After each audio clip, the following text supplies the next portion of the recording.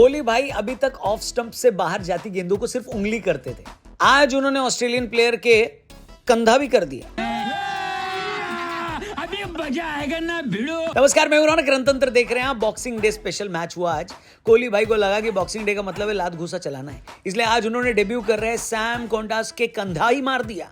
असल में हुआ यह कि पहले दिन 10 ओवर होने के बाद ओवर चेंज के दौरान विराट कोहली का कंधा सैम से टकरा गया। इसके बाद दोनों में कहासुनी हुई, जिसमें उस्मान ख्वाजा ने बीच बचाव किया। लंच के टाइम जब कमेंटेटर ने सैम से पूछा कि हुआ क्या, तो सैम ने बोल दिया कि दोनों तरफ से गर्मा गर्मी हो गई थी, लेकिन ऑस्ट्रेलियाई कमेंटेटर ने कोहली को नहीं छोड़ा।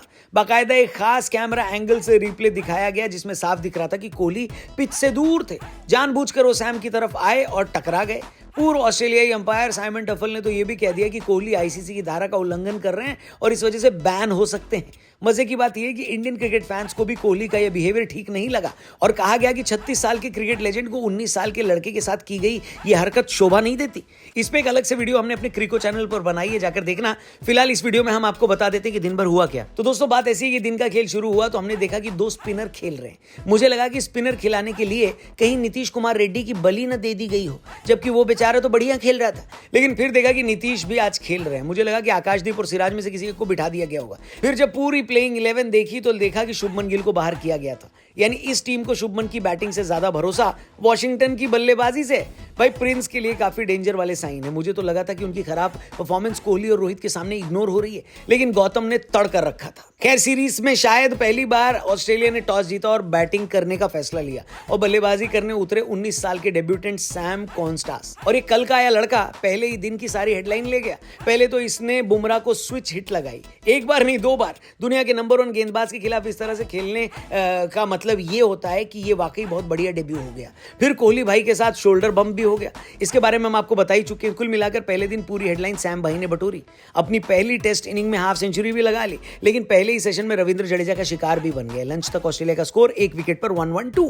जैसे पूत के पांव पालने में दिख जाते हैं, वैसे ही पता चल गया कि ऑस्ट्रेलिया एक बहुत बड़ा स्कोर बनाने वाली है। हम तो खाली ट्रेविस हेड से परेशान थे, लेकिन अब की बार तो एक नया 19 साल का लड़का भी हमको धो गया।